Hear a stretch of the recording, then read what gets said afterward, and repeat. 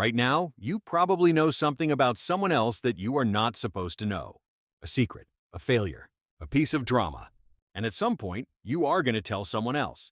Society tells us that gossiping is a flaw, that it is shallow, that it is toxic. Society is completely wrong. Gossip is not a personality defect. It is a 70,000-year-old piece of survival software, hardwired directly into your DNA. And the story of why your ancestors invented it is one of the darkest, most brutal secrets in human evolution.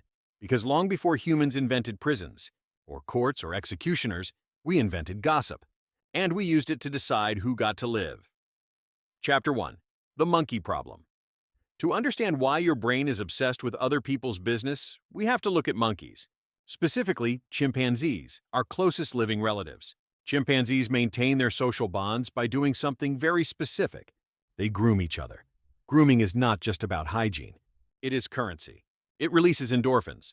It says, "We are allies. I have your back." But grooming has a massive mathematical problem. You can only groom one monkey at a time. It takes hours. If your group gets too big, there are literally not enough hours in the day to physically touch everyone to keep them on your side. If you cannot groom them, they stop trusting you. The group splinters. It collapses. This is why chimpanzee groups rarely get larger than 50 individuals, but human brains were getting bigger. Our ancestors needed larger groups to defend against predators and hunt massive game. We needed to hold together groups of 150 people. Physical grooming was no longer possible. If early humans spent all day picking dirt off 150 people, everyone would have starved to death. We needed a cheat code. We needed a way to groom multiple people at the exact same time, without touching them. So, we invented vocal grooming. We invented gossip. Chapter 2. The Weaponization of Words. If you ask most people why language evolved, they will tell you it was to coordinate hunting. To say, "The mammoth is over there." But this makes absolutely no sense. If you are hunting a mammoth, the last thing you want to do is make noise. You use hand signals. You use silence. Evolutionary psychologists like Robin Dunbar have a much darker theory. Language did not evolve for the hunt. It evolved for the campfire. It evolved specifically so humans could talk about people who were not in the room. It evolved so a gatherer could turn to a hunter and say, "Do not trust him. I saw him hide the food." This changed everything on planet Earth. Suddenly your reputation existed independently of you.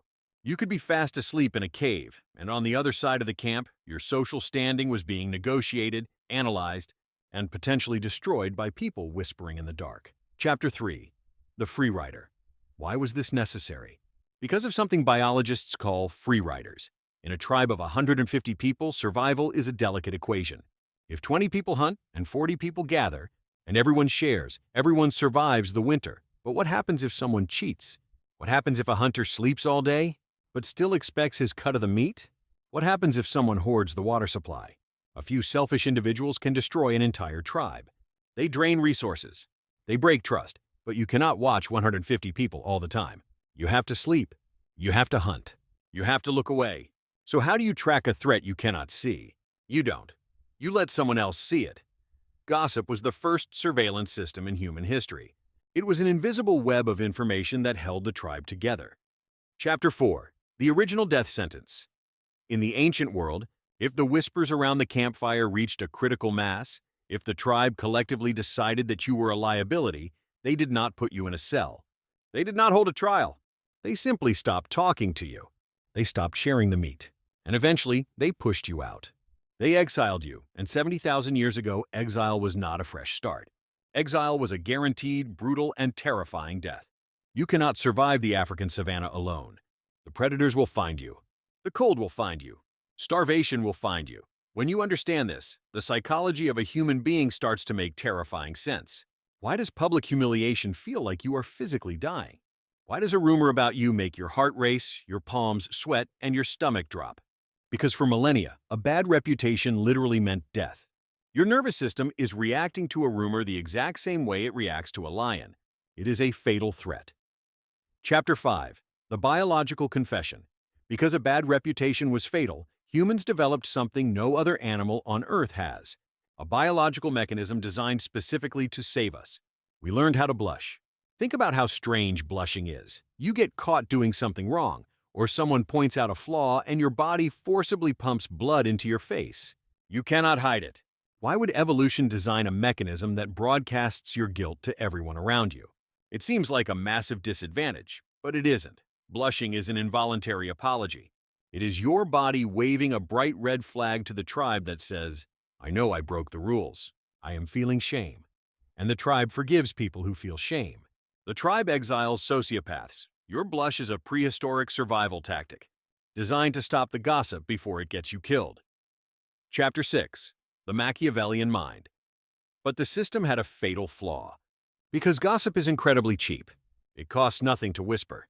It costs nothing to lie, which meant gossip could be weaponized. If someone wanted your resources or your social standing, they didn't need to fight you physically. They just needed to start a story. And because the human brain is wired to pay intense attention to negative information, this triggered an evolutionary arms race.